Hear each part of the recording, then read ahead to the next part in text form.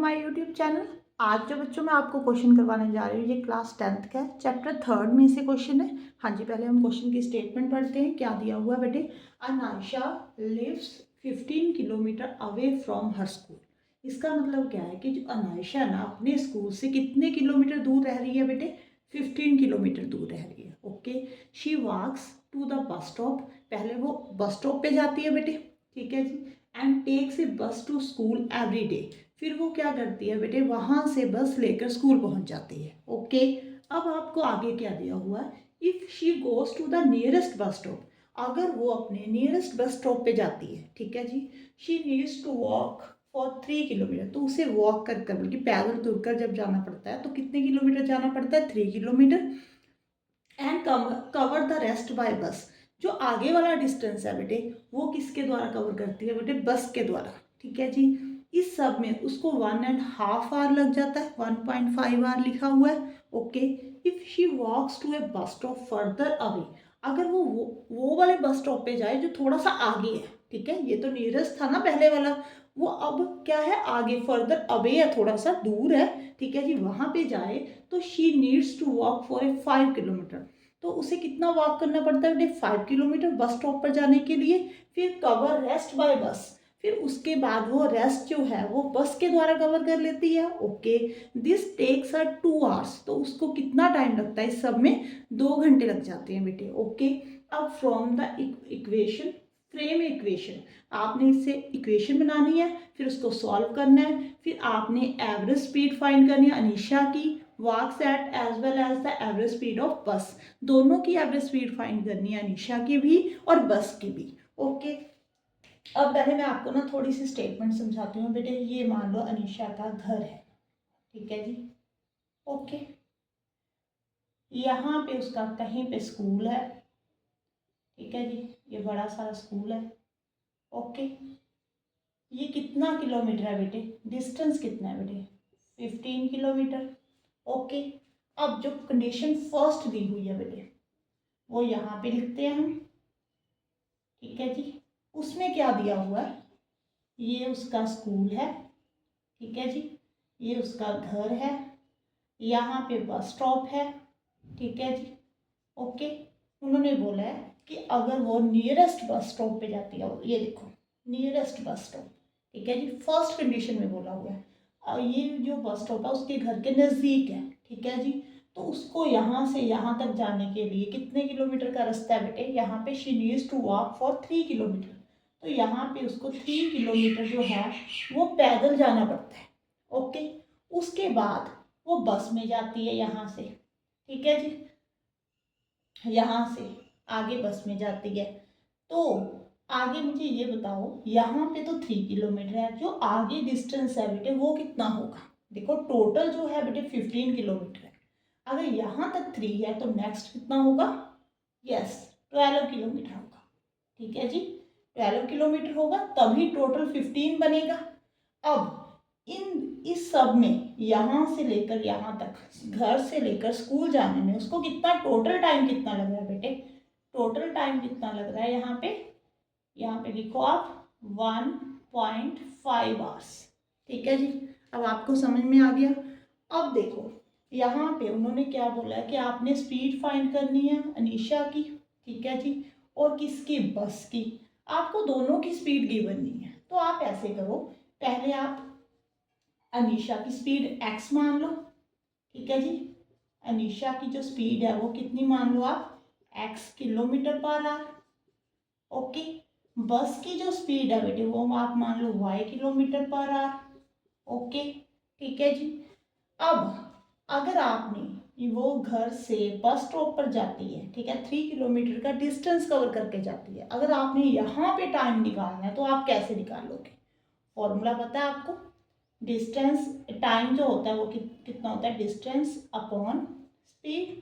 तो उसको यहाँ पे कितना टाइम लग रहा है बेटे? अगर आपने ये वाला टाइम फाइंड करना है कितना लगेगा? डिस्टेंस कितना है? 3 किलोमीटर यहाँ पे कवर कर रही है और यहाँ पे उसकी स्पीड कितनी है? 3/x, तो यहाँ पे जो टाइम है वो 3/x लगेगा, ठीक है जी। अब बस की जो स्पीड, बस के द्वारा वो जो डिस्टेंस कवर कर रही है बेटे वो 12 है, और उसकी स्पीड कितनी है 12/y। तो यहाँ पे टाइम ये किसका है, अनीशा का, ठीक है जी। ये बस का, ये दोनों का टाइम आ गया। ये इसको T1 ले लो, इसको T2। अब उन्होंने बोला है इसका जो टोटल टाइम है वो 1.5 है दिया हुआ बेटे। तो आपने क्या करना है 3/x plus 12/y is equal to 1.5। ठीक है जी। इसको कितना टाइम लग रहा है, इसको कितना टाइम लग रहा है, दोनों को ऐड करेंगे टोटल टाइम आ जाएगा। आपको समझ में आ गया बेटे। ये आपकी फर्स्ट इक्वेशन है, इसको नंबर 1 डाल। ठीक है, यहाँ तक कोई कंफ्यूजन नहीं है। अब हम जो सेकंड कंडीशन दी हुई है, अगर जो बस स्टॉप है फर्दर अवे हो, ठीक है, थोड़ा सा आगे हो, तो उन्होंने क्या दिया हुआ, यहाँ पे अरेज करती हूँ मैं थोड़ा सा इसको। ठीक है, वेट। हाँ जी बेटे, अब मैं इसको अरेज कर देती हूँ यहाँ से। ठीक है, ये सारा अरेज करती हूँ मैं यहाँ पे।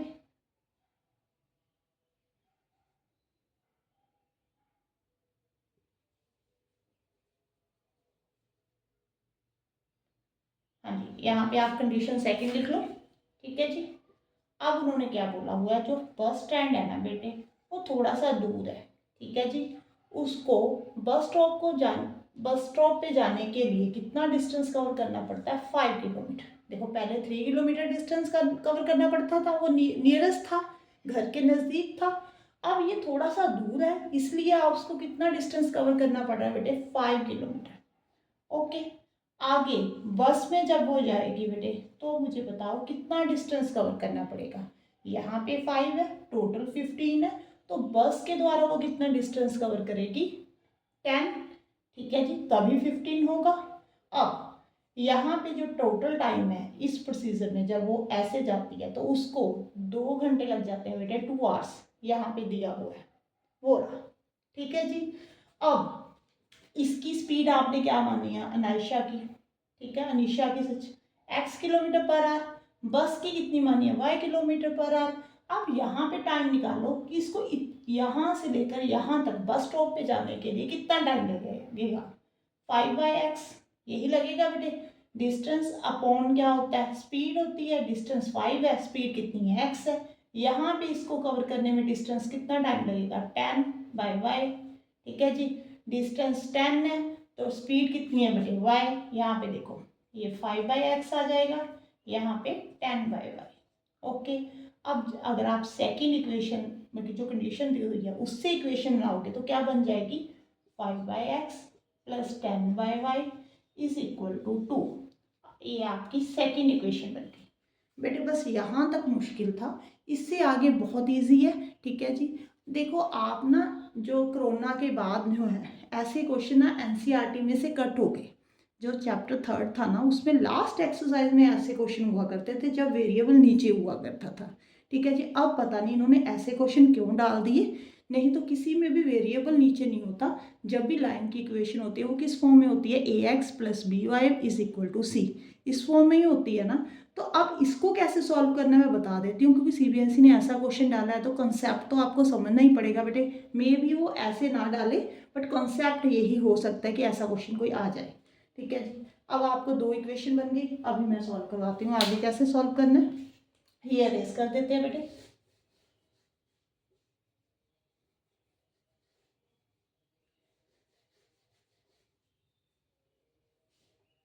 हाँ जी बेटे, ये देखो, यहाँ पे वेरिएबल जो है ना वो नीचे है, तो आपने किसी में भी देखो, एलिमिनेशन मेथड लगाते हो आप, सब्स्टिट्यूशन मेथड लगाते हो, कोई भी मेथड लगा लो।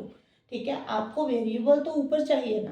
ठीक है, आप बिना वेरिएबल ऊपर लेकर जाएंगे बिना, ठीक है, आप क्वेश्चन सॉल्व नहीं कर सकते। तो आप इसको ऐसे करो बेटे, यहाँ पे 1 डालो, मीन्स 3/x है ना, तो इसको ऐसे लिख लो। ठीक है जी। ये 12y है, तो आप इसको ऐसे लिखो, 12 इंटू, लिख सकते हो ना ऐसे। ठीक है जी। इसको आप m मानो, इसको आप n मानो। ठीक है, अब देखो ये क्या बन जाएगा, 3m plus 12n is equal to 1.5। ठीक है जी। इसको भी आपने ऐसे ही करना है बेटे, 5 into 1/x, 10 into 1/y is equal to 2।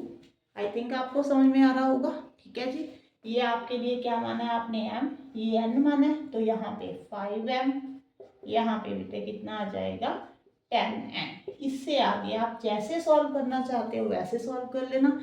वैसे तो मैं एलिमिनेशन मेथड लगा लेते हैं बेटे, वो ज़्यादा इजी है।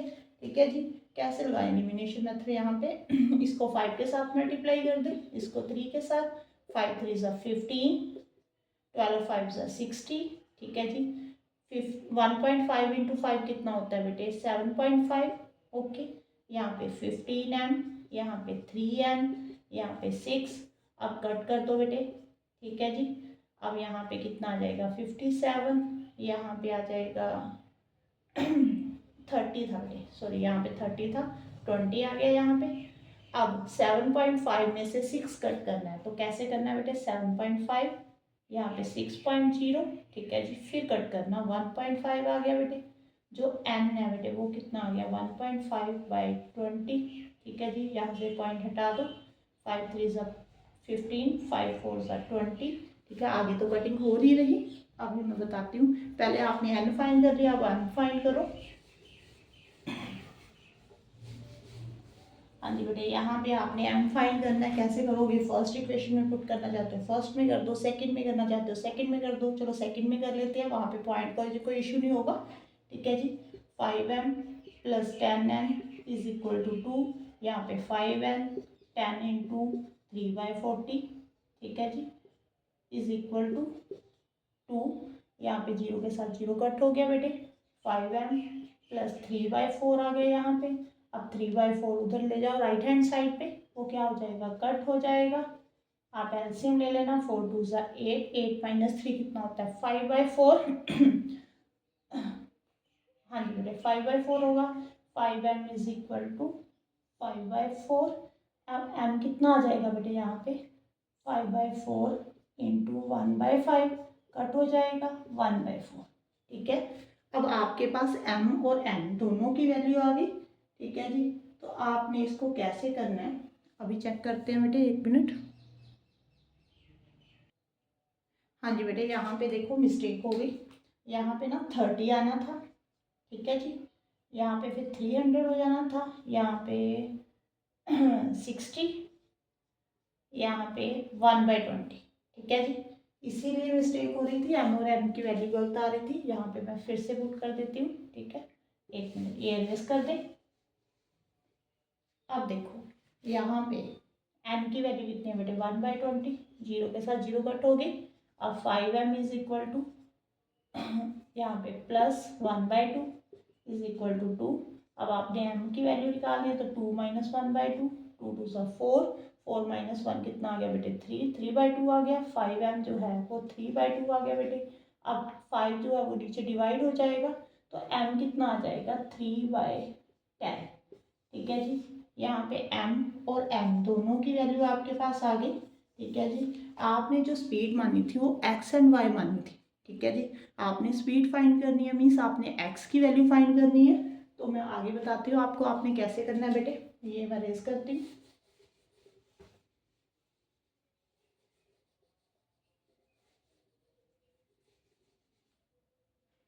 अब देखो यहाँ पे 1/x जो था वो m के इक्वल था, m हमारे पास कितना आया बेटे 3/10। अगर आप इसको क्रॉस मल्टीप्लाई करो, ठीक है, x इधर ले जाओ, 3 नीचे ले आओ, 10 ऊपर ले जाओ, तो x जो है बेटे वो क्या आ जाएगा 10/3 आ जाएगा। पीछे km/h, क्योंकि ये स्पीड है। ठीक है जी, x किसकी स्पीड थी अनायशा की। ठीक है जी, अब आपने y फाइंड करना है, तो 1/y जो है वो n के इक्वल है बेटे। n जो है बेटे 1/20 है। आपने y को इधर लेकर जाना है, 20 को उधर ले जाओ। ठीक है, y कितना आ गया बेटे 20 km/h। ये किसकी स्पीड आई है बस की। आपको दोनों स्पीड फाइंड करने को बोला था, दोनों फाइंड होगी। आई थिंक आपको समझ में आया होगा। अगर बेटे कोई प्रॉब्लम हुई तो आप मुझे मैसेज कर देना। ठीक है जी, कमेंट बॉक्स में बता देना। Thank you for watching.